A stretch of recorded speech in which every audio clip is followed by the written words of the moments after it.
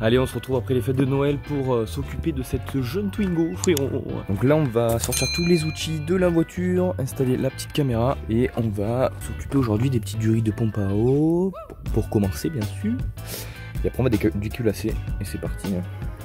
C'est parti, c'est parti.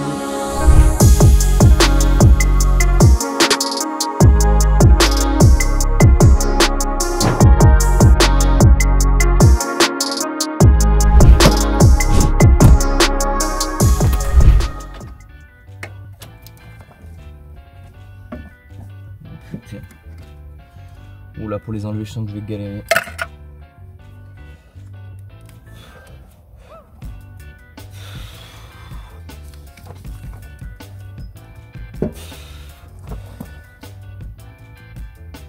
Putain, elle va me rester dans la main cette durite. Elle va me rester dans la main. Bon, du coup, les durites elles sont vraiment trop grippées. Donc, je pense que. Je sais pas si on va voir. Je pense que je vais sortir la pompe à eau, enfin la désolidariser de la culasse. Donc on va voir comment on fait. Donc dépose, repose de la pompe à eau, 28,77. Donc dépose, débrancher la batterie. Bon bah ça, on va quand même le faire, mais allez, plus de jus de toute façon. Déposer la courroie alternateur, pompe à eau. Ouais, bon ça c'est fait. Déposer le vis de fixation de la pompe à eau. Attention, vis dissimulé, accessible à travers les perçages de la poulie. On les voit là à travers. Ah ouais, il y en a une là. D'accord, bah écoutez, on va faire ça, hein, décoller la pompe à eau à l'aide de la culasse, à l'aide d'une massette. Et ben c'est ce qu'on va faire, frérot. C'est parti.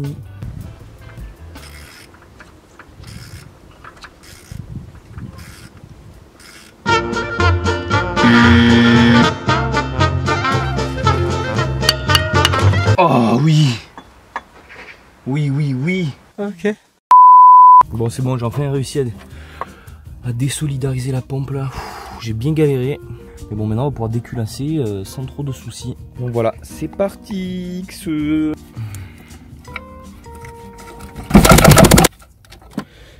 C'est toi qui tiens les tuyaux là, ou sinon je vais l'ouvrir, hein, on va pas le casser. Et après on va déculasser. Allez, c'est parti. On peut sortir la culasse. Oh putain, ça va être lourd ça.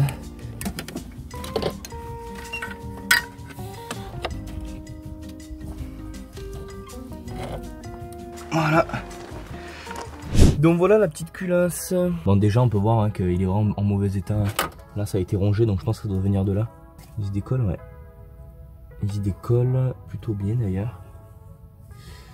Là c'est le repère donc pour faire la rotation. Il est plutôt dégueulasse. Je sais pas s'il est d'origine. Je pense que oui hein. Les pistons ça a l'air d'aller. Je sais pas si c'est de la rouille, ça me fait peur quand même. Ah non, ça part au doigt. C'est parti au doigt. Donc ça va, j'espère que c'est pas fissuré dedans. Non, moi je pense que ça venait de là. De là et de là.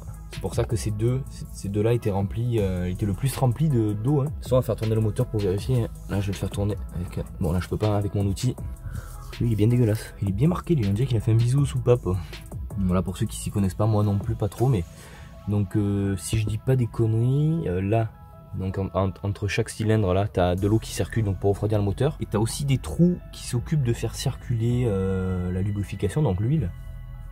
Donc je sais pas lesquels c'est. Mais ça, ce qui est sûr et certain, c'est que c'est l'eau. Et après pour l'huile, je sais pas du tout. Donc voilà, on va aller voir un peu la culasse. Donc voilà ma culasse.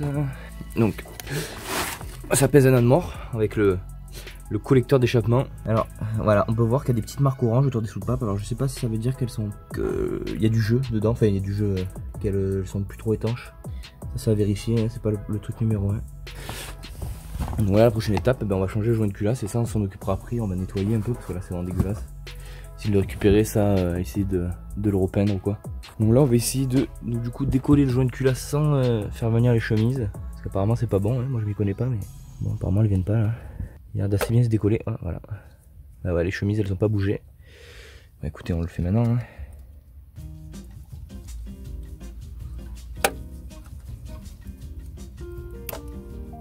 Nickel. Donc voilà, l'eau circule là, hein, apparemment. Autour, donc ça c'est les chemises. Ouais, ça c'est les chemises, je crois. Donc c'est changeable, ça, c'est ça qui est bien. Ça permet de pas tout changer le bloc dès qu'il y en a un qui est pété. Alors moi, je vais mettre mon flash après, mais ils ont pas l'air fissurés. J'ai pas mal de chance. Pas mal de crasse dedans, faut que je fasse gaffe quand même. Donc voilà, ça je sais pas ce que c'est. Ces gros trous là, peut-être il y a de l'eau qui circule là. Et l'huile, je vois pas où elle circule. Hein. En tout cas là il y a l'eau qui circule autour là, pour refroidir du coup les cylindres. Pas mal fait quand même, hein, c'est ingénieux. Et là le joint de culasse. Ah oui d'accord, ouais. Ah bah c'était ça. Hein. Mise au point s'il te plaît. Ouais. Dessous c'est Bagdad. Hein. Donc petite mise au point, ce n'est pas le joint de culasse qui est en cause. C'est en fait une sonde de température qui a arrêté de fonctionner. Du coup le ventilateur se mettait pas en route pour refroidir l'eau. Donc le moteur a surchauffé, la culasse s'est vrillée frérot. Voilà. Donc il en reste un petit peu là. Ah oui d'accord, il va falloir gratter quoi. Bon du coup, je vais essayer de nettoyer un peu avec un chiffon, je sais pas. Pour l'instant je vais essayer ouais, juste d'enlever le plus gros sans faire tomber trop de crasse dans les cylindres. Je vais mettre un chiffon là-dedans là, pour essayer de pas faire tomber des merdes. Allez c'est parti.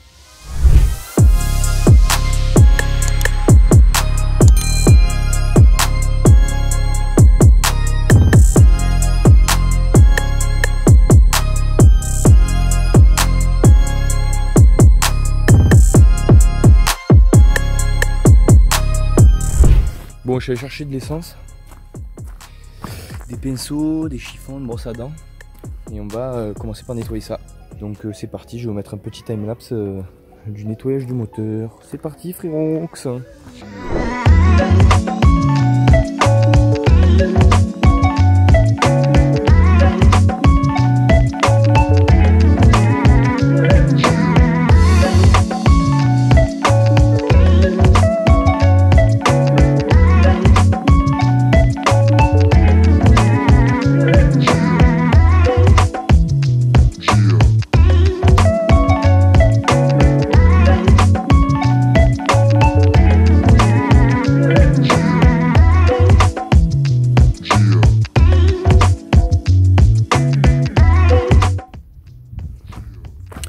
Bon du coup ça avance bien, il est bien revenu, donc je le nettoie avec un gros pinceau et avec de l'essence.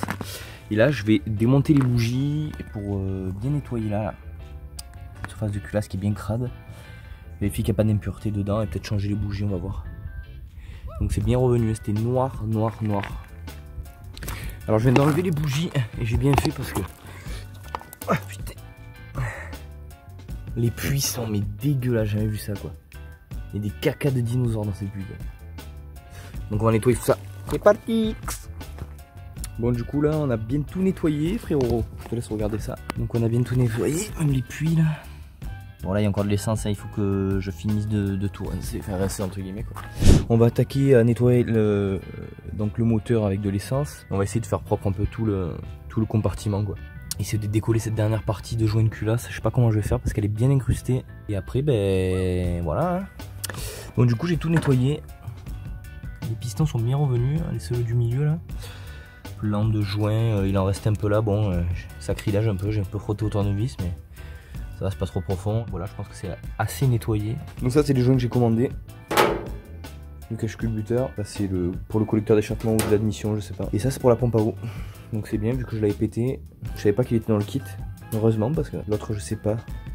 C'est peut-être, doit y avoir deux types de pompe à eau. Et après là, je sais pas ce que c'est. Peut-être un joint de vidange, ça, je sais pas. Des joints pour le cache-culbuteur. Et ça, c'est pour les soupapes apparemment. Je sais pas quoi ça peut me servir, mais bon, voilà. Donc le nouveau. Ouais, l'ancien. Bien défonçaille de l'autre côté. Oula. Ah oui, non mais non, il était mort. Ça, en fait, tous les petits points qu'on voit là, c'est normalement ce qui est censé être à l'intérieur quoi. C'est-à-dire qu'il y a toute une couche qui est partie. Donc ça m'étonne pas qu'il soit rempli quoi. Donc là on le voit bien quoi, tout ça est parti, donc ça m'étonne pas. Et en plus c'était les deux du milieu qui étaient pleins d'eau quand j'ai démonté, donc ça m'étonne pas.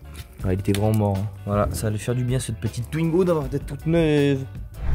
Vu qu'il va falloir que je change le joint donc, du collecteur d'échappement, on va le démonter. Il fait échappement et injection aussi. Voilà. Allez.